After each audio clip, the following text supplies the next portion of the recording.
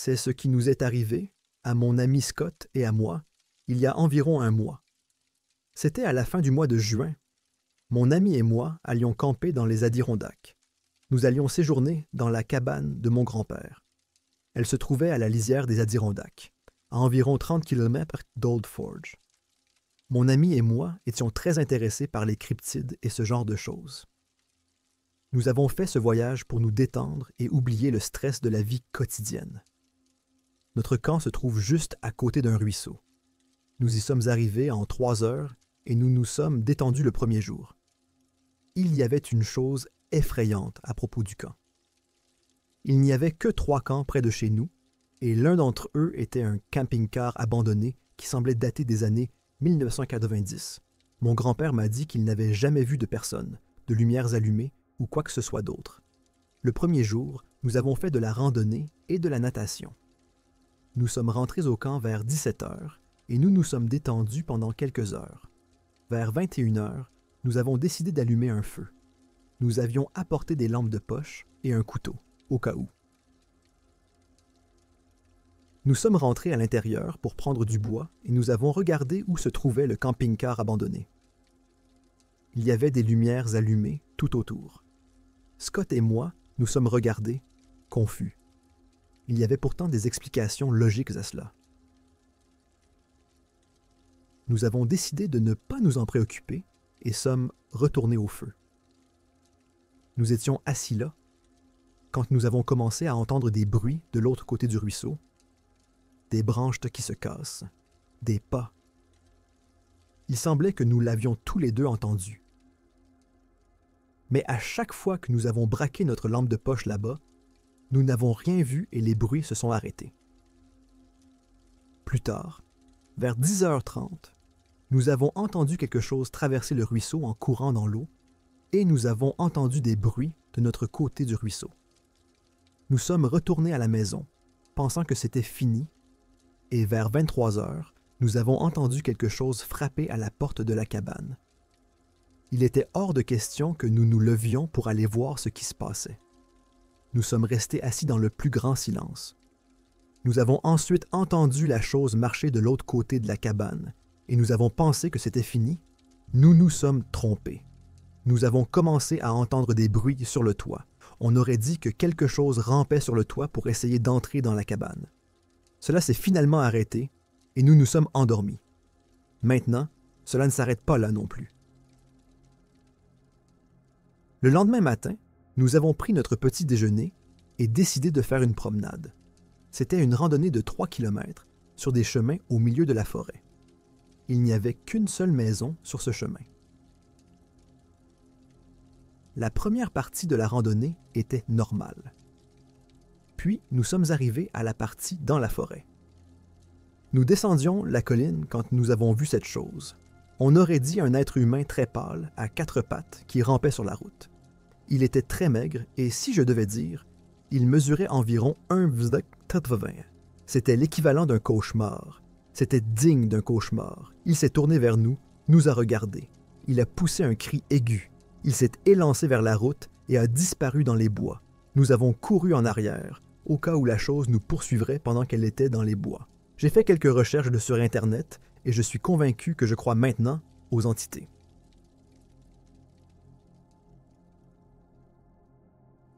Pour la petite histoire, cela m'est arrivé quand j'avais 13 ou 14 ans. C'était en 2010 ou 2011. Ma famille et moi, ainsi que le petit ami de ma sœur et ma meilleure amie, sommes allés passer un week-end dans le chalet d'un ami au bord d'un lac. Pour les besoins de l'histoire, j'appellerai ma meilleure amie Jay et le petit ami de ma sœur Tom. La cabane au bord du lac où nous avons séjourné était très agréable. Il y avait environ 4 chambres à coucher et un terrain convenable au bord de l'eau. Il y avait un foyer et un hamac, un endroit parfait pour passer un week-end de détente. Il y avait beaucoup de maisons voisines dans le lac, allant de magnifiques cabanes d'un demi-million de dollars à des maisons de taille normale. Mais dans l'ensemble, elles étaient toutes très jolies. Le lac est situé au milieu de nulle part dans le nord de l'État de New York. Il n'y a donc rien d'autre que des arbres à des kilomètres à la ronde. Il y avait cependant une particularité. Il y avait une cabane abandonnée à environ 4 maisons de celle où nous logions, en bordure des bois, et on aurait dit qu'elle n'avait pas été touchée depuis 20 ans. Le petit porche d'entrée en béton était encore fissuré en deux, les arbres étaient envahis par la végétation, et le spectacle était tout simplement effrayant. J'ai convaincu mon meilleur ami Jay et le petit ami de ma sœur Tom d'aller l'explorer. Pour information, mon meilleur ami et moi avions 13 ans, Orlando 14 ans à l'époque, et Tom 20 ou 21 ans. Nous sommes allés l'explorer le 2e jour de notre séjour. Nous avons pris soin de ne pas en parler à mes parents, car ils n'auraient certainement pas apprécié l'idée. Nous avons donc franchi la porte d'entrée, qui était étonnamment complètement déverrouillée, ou peut-être que la vieillesse et la négligence avaient détérioré la serrure. Je ne sais pas trop. Dès que nous sommes entrés, nous avons pu constater que personne n'était venu depuis des années. Il y avait de la poussière partout et des excréments d'animaux en haut et en bas de l'escalier. Celui-ci se trouvait juste devant la porte d'entrée. Nous sommes allés dans la cuisine et je me souviens que tout était vraiment démodé, mais rien ne sortait vraiment de l'ordinaire. Nous avons ensuite visité le salon et c'est là que les choses ont commencé à se gâter. Nous nous sommes d'abord rendus compte que l'ancien propriétaire avait encore beaucoup d'affaires ici. Le salon n'était pas vide comme on aurait pu le penser. Elle était littéralement abandonnée. Je ne parle pas seulement des meubles, mais aussi des livres et des vieilles affiches de télévision sur les murs. On aurait dit que quelqu'un était parti un jour et n'était jamais revenu. Nous avons remarqué un poster vraiment effrayant sur le mur, qui semblait dater des années 70. Il représentait 2 ours en peluche en train de s'embrasser. Nous avons commencé à nous sentir mal à l'aise en voyant cela, car qui aurait un tel poster dans son salon? Il y avait aussi de vieux magazines Playboy des années 70, je crois, posés sur la table. Avec le recul, je pense que ce n'est pas vraiment bizarre. Mais pour moi qui avais 13 ans, cela semblait étrange, d'autant plus que, là encore, c'était dans le salon et que l'on aurait pu penser qu'ils étaient cachés dans une chambre quelque part. Nous avons donc décidé d'aller voir à l'étage où se trouvaient les chambres. Nous avons fait attention à ne pas marcher sur les diverses crottes d'animaux qui se trouvaient dans les escaliers. Nous sommes entrés dans la chambre de gauche et elle était presque vide, juste un lit et rien d'autre. J'ai trouvé cela étrange car le rez-de-chaussée était entièrement meublé et rien n'avait été déplacé. Comme il n'y avait rien à voir, nous sommes sortis et sommes allés dans la chambre suivante. Dès que nous sommes entrés dans la chambre suivante, je pense que nous avons tous les trois immédiatement paniqué. Nous avons regardé le lit et nous avons vu des taches de sang. De vieilles taches de sang. Il n'y avait rien d'autre dans la chambre qu'un matelas ensanglanté. Pas de drap ni rien d'autre. Nous avons tous commencé à parler de ce que cela pouvait être. Au début, nous avons essayé de dire que c'était possible, des taches de sueur dues au vieux matelas. Mais nous savions que nous essayions juste de nous sentir mieux face à ce que nous voyions. Nous avons rapidement descendu les escaliers et franchi la porte pour retourner à la sécurité de notre cabine, située à 4 cabines de la route. Nous ne croyions toujours pas à ce que nous avions vu. Avons-nous découvert une scène de crime? Nous n'en avons aucune idée. Je n'en reviens toujours pas. Aujourd'hui encore, je me demande pourquoi les chambres étaient vides alors que tout le reste était intact, en bas. Je crois que nous avons vraiment trouvé la pièce où quelqu'un a été assassiné. Ils ont donc vidé tout ce qui pouvait contenir des éclaboussures de sang ou des preuves. Mais si c'est le cas, pourquoi laisser le matelas? Peut-être qu'ils ont dû partir précipitamment et qu'ils n'ont jamais pu revenir le chercher. Si vous avez une idée, n'hésitez pas à m'en faire part. Je n'ai jamais essayé de retourner dans cette cabane, mais peut-être qu'un jour je le ferai.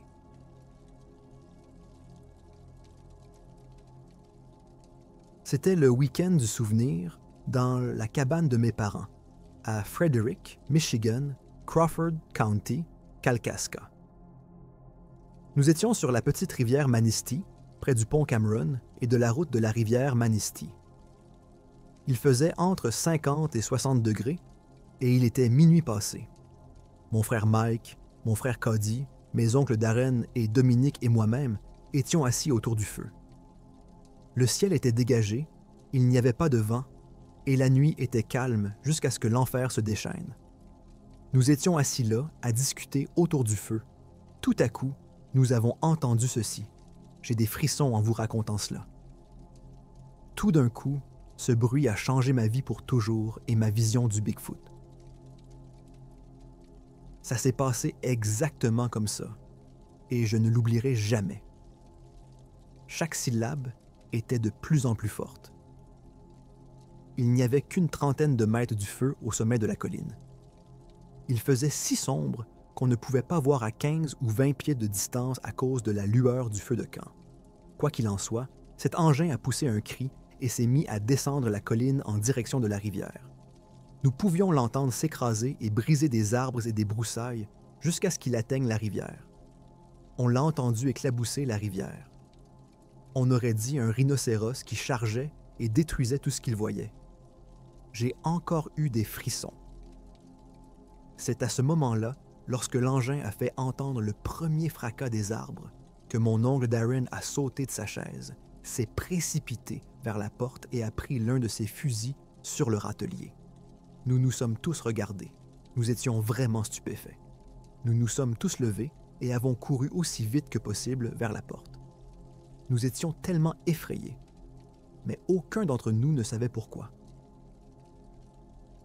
Je chasse et je suis dans les bois depuis que je suis tout petit. J'ai 37 ans. Maintenant, j'ai de nouveau des frissons. Je n'ai jamais, et je dis bien jamais, entendu un animal faire ce bruit et être aussi destructeur de toute ma vie. C'était comme un singe. Presque aucun animal que j'ai chassé n'a fait ce bruit, pas même un ours. Je vous le dis, j'ai tout chassé, de l'ours à l'élan. Rien ne fait ce bruit. C'était un son semblable à celui d'un singe. Et il était énorme. En tout cas, il avait l'air énorme. Je n'ai jamais vérifié le lendemain matin pour un signe. Je ne le savais pas. Maintenant, je sais. Et je suis plus familier avec ce qu'il faut chercher. Mais à l'époque, j'avais tellement peur. Lorsque je suis rentré chez moi après ce voyage, j'ai surfé sur Internet et j'ai cherché entre 2 et 300 vidéos sur Bigfoot. Je suis tombé sur une seule. C'est la seule que je puisse comparer à ce bruit et à ce que nous avons entendu. Il s'agissait d'un reportage de Lestrade sur les rencontres avec Bigfoot. Il raconte que les loups hurlent et que les élans font ces bruits. C'est ce que j'ai entendu. Si je devais deviner ce que nous avons tous vécu ce jour-là, il devait s'agir d'une sorte de Sasquatch, mais c'était peut-être quelque chose de différent, et si vous avez une idée de ce que cela pourrait être, n'hésitez pas à m'en faire part dans les commentaires.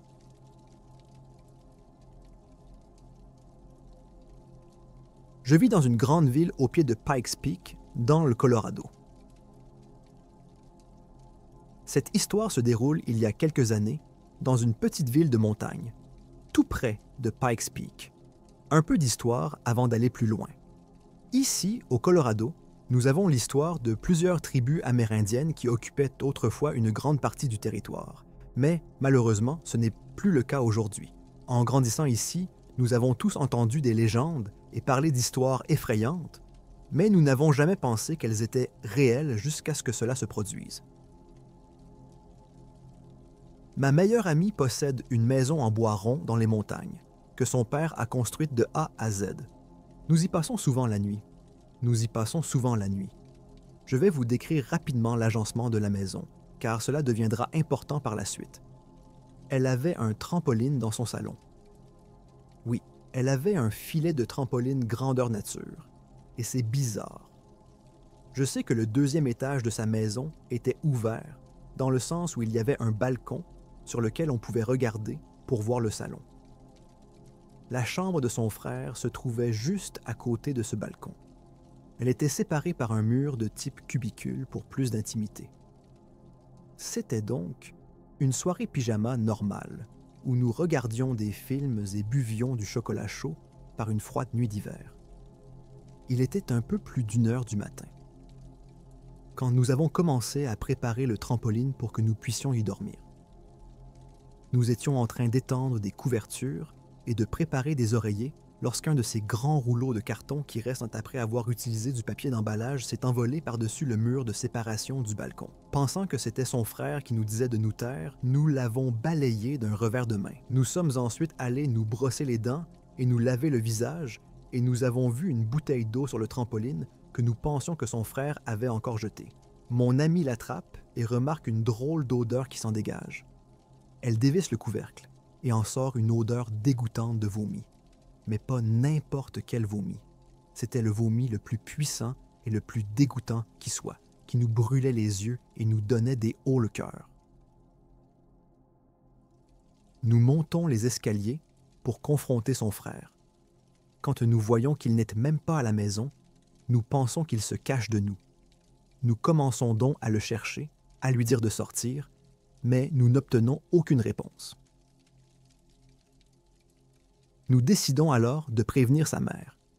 En entrant dans sa chambre, nous avons vu que son frère dormait par terre, à côté du lit de ses parents. Lorsque nous avons réveillé sa mère à 1 heure du matin, elle était manifestement en colère, et nous avons dû lui expliquer ce qui s'était passé, à savoir que son frère nous lançait des objets depuis le balcon. Elle nous explique qu'il est là depuis 9 heures du matin.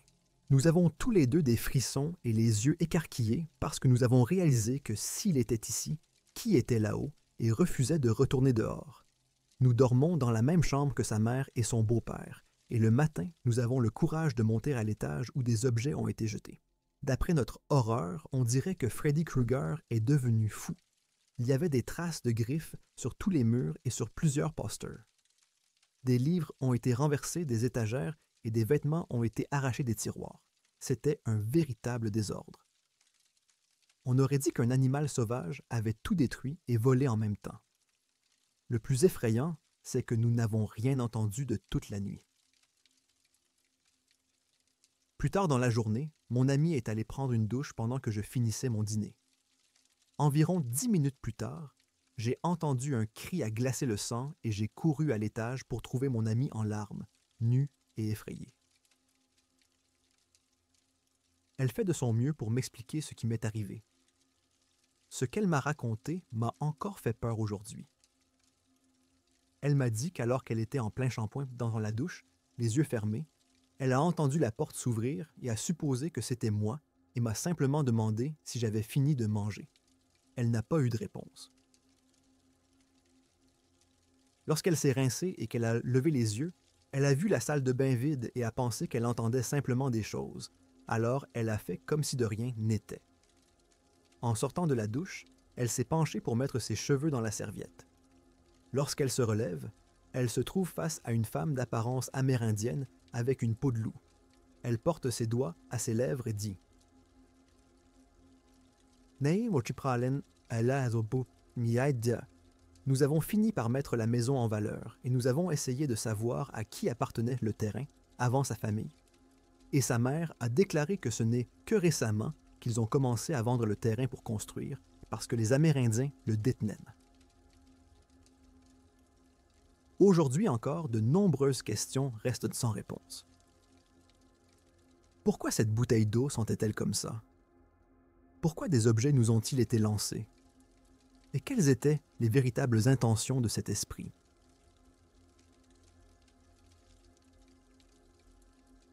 J'ai de la famille qui vit près de la frontière entre l'Ontario et le Québec, au Canada, et plus précisément dans le comté de Renfrew.